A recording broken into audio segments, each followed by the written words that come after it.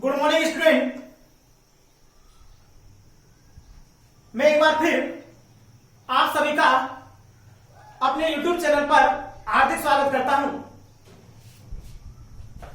देखो भाई, हम 12th क्लास का चैप्टर 3 चल रहा है।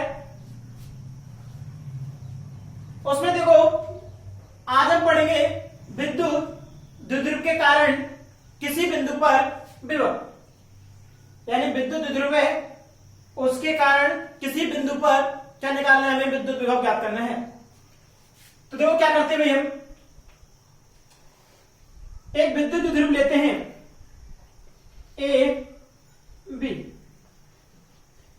एक विद्युत द्विध्रुव क्या लेते हैं भाई, ए बी, जिस पर आवेश क्रम से लेते हैं माइनस क्यू और प्लस क्यू। यानी एक विद्युत द्विध्रुव लेते हैं भाई ए बी, जिस पर आवेश लेते हैं माइनस क्यू और प्लस क्यू, जिसके मध्य बिंदु ओ से, ये मध्य बिंदु लेते हैं ओ, उससे स्मॉल आर दूरी पर क्या लेते हैं, बिंदु पी लेते हैं। तो किसी भी बिंदु पर ज्ञात करवा रहा है तो हमने मध्य बिंदु ओ से स्मॉल आर दूरी पर एक ले लिया बिंदु पी, या बार स्थिति सदिश ले लेते हैं इसका आर वेक्टर। आप देखो इसकी लंबाई कितनी होगी भाई, विद्युत द्विध्रुव है उसकी 2l, यानी l इधर हो जाएगी भाई, l मध्य बिंदु के इधर, टोटल दूरी कितनी जाएगी भाई 2l। वैसे भी हम जानते हैं विद्युत द्विध्रुव क्या है, दोनों आवेश के मध्य दूरी कितनी होती है 2l या 2a लेते हैं। आप देखो ये प्लस क्यू आवेश है, इससे बिंदु P की दूरी मान लेते हैं हम भाई, यहां पर कितनी बिंदु P है, इसकी दूरी मान लेते हैं r1। बिंदु A उससे दूरी कितनी मान लेते हैं r2। तो देखो क्या लिख सकते हैं यहां पर कि चित्रानुसार एक विद्युत द्विध्रुव AB है। चित्रानुसार क्या, एक विद्युत द्विध्रुव AB जिस पर आवेश क्रमशः माइनस क्यू तथा प्लस क्यू स्थित है, जिस पर आवेश क्रमशः माइनस क्यू तथा क्या है प्लस क्यू स्थित है, जिनके मध्य दूरी कितनी है 2l, जिसके मध्य बिंदु O से स्मॉल आर दूरी पर, आर वेक्टर दूरी पर एक बिंदु P स्थित है, जिस पर हमें विद्युत विभव क्या करना है, ज्ञात करना है। प्लस क्यू आवेश से बिंदु P की दूरी r1 है और माइनस क्यू से दूरी कितनी है भाई r2 है। एक चीज और कि जो इसका विद्युत द्विध्रुव आगमन होगा, विद्युत द्विध्रुव का P, वो इसकी स्थिति सदिश r वेक्टर के साथ में कितना कोण बना रहा है, थीटा। इसलिए बिंदु P के निर्देशांक कितने लेंगे r, थीटा। यानी इसका स्थिति सदिश इसके विद्युत द्विध्रुव के साथ कितना कोण बना रहा है भाई, थीटा। इसलिए बिंदु P के निर्देशांक कितने जाते हैं r, थीटा। तो देखो एक चीज और पूछी जा सकती है यहां से, डेरिवेशन को देखो थोड़ा घुमाते कैसे कि विद्युत द्विध्रुव के कारण किसी बिंदु की जगह, किसी भी बिंदु की जगह क्या दे दे भाई r, थीटा स्थिति पर, r, थीटा स्थिति पर क्या ज्ञात करवाया, विद्युत विभव। तब भी डेरिवेशन सेम करनी है क्योंकि बिंदु P के निर्देशांक कितने r, थीटा।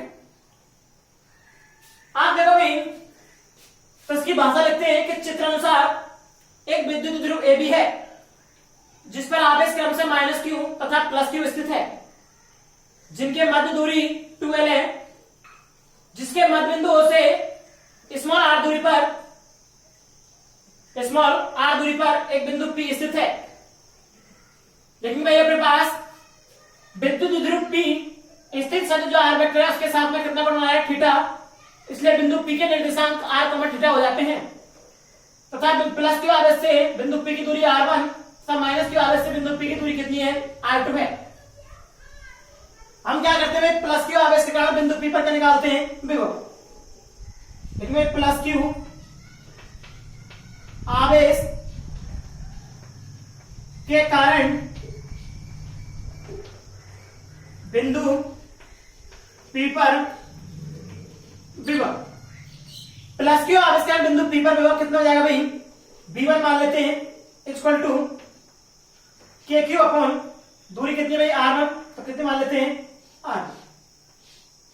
V बराबर कितना होगा, KQ अपॉन R1, समीकरण नंबर कितने देते हैं 25। आप किस कारण निकालते हैं, माइनस क्यू का आवेश कारण सेम, माइनस क्यू आवेश के कारण बिंदु P पर विभव, बिंदु P पर विभव। अब देखो माइनस क्यू कारण कितना हो जाए, मान ले भाई V2 बराबर कितना हो जाएगा माइनस KQ अपन कितना हो जाएगा R2, क्योंकि हम डेरिवेशन कर चुके हैं पहले। बिंदु का तावस कारण बिंदु विभव कितना था KQ अपन R, तो KQ अपन R1 हो गया, यहाँ पर कितना हो गया माइनस KQ अपन R2। समीकरण कितना दे रहे इसको भाई 2। क्या निकाले परिणाम विभव, परिणामी विभव B बराबर कितना जाएगा B1 प्लस B2, समीकरण नंबर कितना दे दें 3। परिणाम विभव हो गया B बराबर B1 प्लस B2, समीकरण नंबर 3। देखो समीकरण 1 में 2 से समीकरण 3 में क्या रख देते हैं मान। समीकरण 1 में 2 से समीकरण 3 में मान रखने दो, मान रखने दो। देखो समीकरण 1 और 2 समीकरण 3 में मान रखते हैं, तो B बराबर कितना होगी, B1 का मान कितना है KQ अपन R1, B2 मान कितना माइनस KQ अपन कितना है R2, दोनों से कॉमन क्या आ रहा है भाई KQ, तो B बराबर KQ कॉमन ले लेते हैं, 1/R1 माइनस कितना हो जाएगा 1/R2। देखो समीकरण नंबर कितना 4। अब हमें किसके मान चाहिए R1 R2 के, क्योंकि हमें दूरी दे रखी होगी R वेक्टर या R दे रखी होगी, ये R1 R2 दूरी निकालनी है हमें। तो देखो क्या करते हैं कि R1 में R2 दूरी ज्ञात करने के लिए बिंदु B से OP रेखा पर एक लंब क्या डालते हैं BN डालते हैं, लंब कितना डालते हैं BN। ऐसे ही R2 का मान ज्ञात करने के लिए इस रेखा OP को आगे कर बढ़ाकर बिंदु A से कौन सा लंब डालते हैं AM लंब डालते हैं। क्या लिखते हैं यहां पर, चूंकि R1 में R2 के मान ज्ञात करने के लिए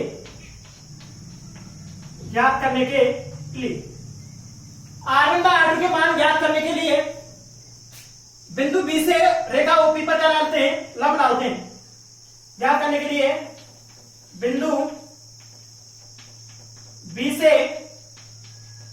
रेखा OP पर लंब BN, लंब कितना होगा BN, तथा OP रेखा को आगे की बढ़ाकर तथा OP रेखा को आगे की ओर बढ़ाकर OP रेखा को आगे की ओर बढ़ाकर बिंदु A से लंब AM डालते हैं, बिंदु A से लंब AM डालते हैं। क्या करते हैं R1 R2 के मान ज्ञात करने के लिए बिंदु B से OP रेखा पर लंब कौन डालते हैं BN, तथा इस OP रेखा को आगे कर बढ़ाकर बिंदु A से लंब कौन डालते हैं AM डालते हैं। डाल दिए। आप देखो इधर ये BP दूरी किसके बराबर होगी भाई, इस NP के बराबर। हमें देख कर रखिए OP, यदि इस OP में से किसको माइनस कर देंगे इस ON को, तो क्या बच जाएगा अपने पास NP, यानी क्या बच जाएगी R1। तो हमें किसका मान चाहिए वैसे ON का, आधार का। इस ON का मान निकालने के लिए त्रिभुज किसमें BON में क्या लगाते हैं भाई cos थीटा। त्रिभुज BON से cos थीटा बराबर आधार बटे कितना होगा कर्ण, तो आधार कितना होगा ON, ये 90 में कर्ण कितना होगा OB, तो ON अपन कितना हो जाएगा OB। तो यहां से ON बराबर कितना होगा भाई OB cos थीटा। OB की वैल्यू कितनी है भाई N, तो ON बराबर कितना हो जाएगा N cos थीटा। जितना देखो भाई अपने पास ON निकला है ऐसे सेम क्या निकलेगा OP, क्योंकि अपने पास देखो क्या होगा भाई आधार ON बटे कितना होगा कर्ण कितना होगा OA, ये भी कितना निकलेगा N cos थीटा। चूंकि लिख दिए भाई ON बराबर कितना हो जाएगा N cos थीटा। तो ओ एन और ओ एन दोनों के मान निकालिए। हमें किसका मान निकालना है, R1 का और किसका भाई, R2 का। तो लिख सकते हैं साहब में, चूंकि R1 लगभग किसके बराबर है भाई, इस NP के। NP बराबर कितना हो जाएगा, OP माइनस ON। भाई OP में से किसको माइनस कर दें, ON को। तो क्या आ जाएगा भाई, R1 बराबर OP का मान कितना है, R माइनस ON का मान कितना निकला भाई, L cos थीटा। ये R1 का मान हो गया भाई। अब किसका मान चाहिए हमें, R2 का। तो R2 देखो किसके बराबर होगी भाई, AP किसके बराबर होगी भाई, MP के। तो OP प्लस कितना कर दें, OM। R2 लगभग बराबर किसके हो गई, MP बराबर कितना होगा, OP प्लस ON। तो R2 बराबर कितना जाएगा, OP का मान कितना भाई, R प्लस ON का मान कितना है, L cos थीटा। तो R2 बराबर कितना आ गया, R plus L cos theta. तो देखो प्लस की अवस्था निकाला सबसे पहले B1 बराबर कितना आ गया, KQ अपॉन R1। माइनस की कारण निकाला कितना हो गया, B2 बराबर माइनस KQ अपॉन कितना, R2। परिणाम निकाला, दोनों को जोड़ दिया, B1 प्लस B2। समीकरण 1 और 2 से समीकरण 3 में मान रख दिया। तो KQ upon R1 minus KQ upon R2 आ गया। KQ कॉमन निकाल लिया, R1 अपॉन R1 माइनस कितना आ गया, 1 अपॉन R2। अब हमें R1 और R2 के मान ज्ञात करने थे। तो R1 और R2 के मान ज्ञात करने के लिए बिंदु B से OP रेखा पर लंब कोण डाल दिया BN, तथा OP रेखा को आगे कर बढ़ाकर बिंदु A से लंब कोण डाल दिया AN। तो वहां से हमने दूरी निकाली। अब देखो R1 और R2 के मान किसमें रख देते हैं भाई, समीकरण 4 में। R1 और R2 के मान किसमें रख देते हैं, समीकरण 4 में।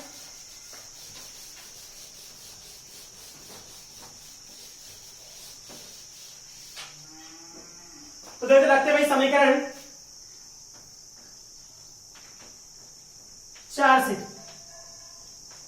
समीकरण 4 में भाई R1 R2 के मान रखते हैं। देखो B इक्वल टू KQ तय बार 1 अपॉन R1 की वैल्यू कितनी है भाई, R minus L cos theta, R minus L cos theta minus कितना भाई 1 अपॉन R2 की वैल्यू कितनी हुई, R plus L cos theta. Value रख दी हमने। लघुत्तम ले लेते हैं भाई R minus L cos theta और क्या ले लेंगे, R plus L cos theta. B बराबर KQ, लघुत्तम लेते हैं भाई R minus L cos theta और क्या हो जाएगा भाई, R plus L cos theta. तो देखो R minus L cos theta भाग देंगे कितना हो जाएगा, R plus L cos theta, R plus L cos theta minus कितना बचेगा भाई, R plus L cos theta भाग देंगे कितना बचेगा, R minus L cos theta, R minus L cos theta. रखी वैल्यू हुई। आप देखो कितना जाएगा यहां से, ये माइनस है, इस माइनस से साइन क्या हो जाएंगे, चेंज।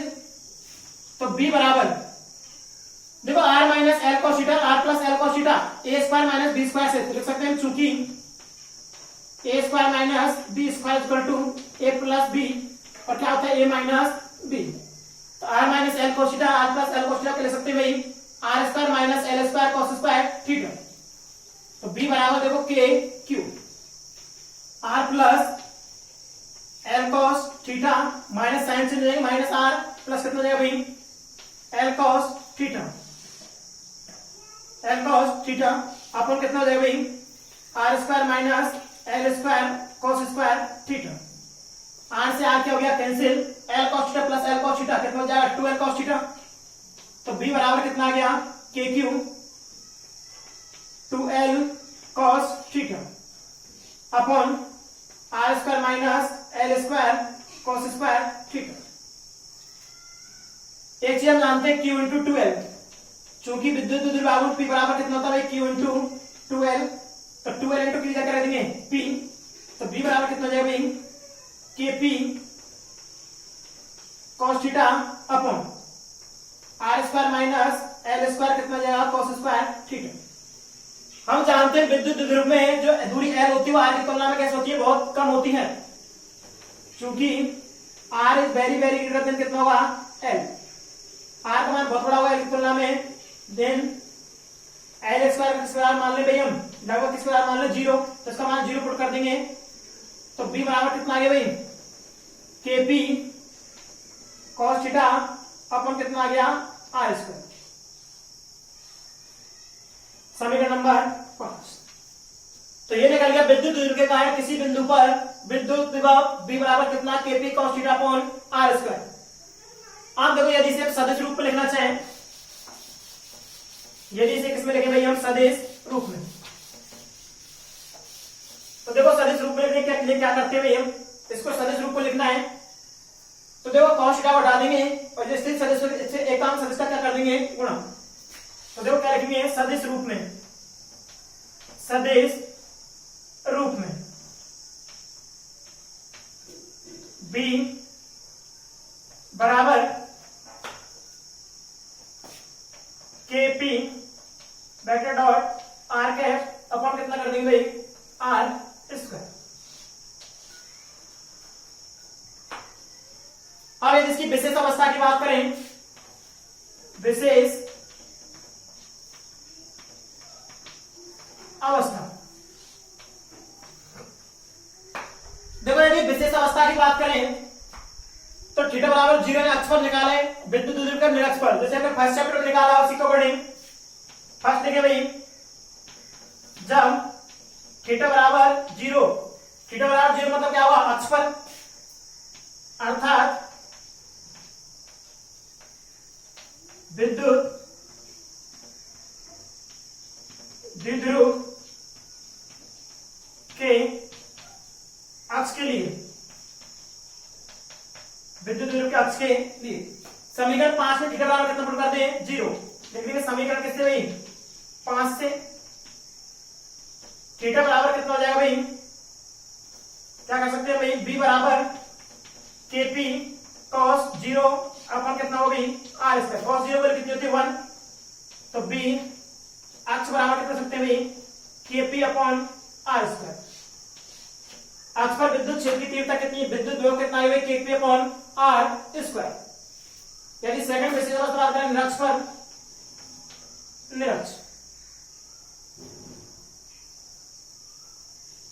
अर्थात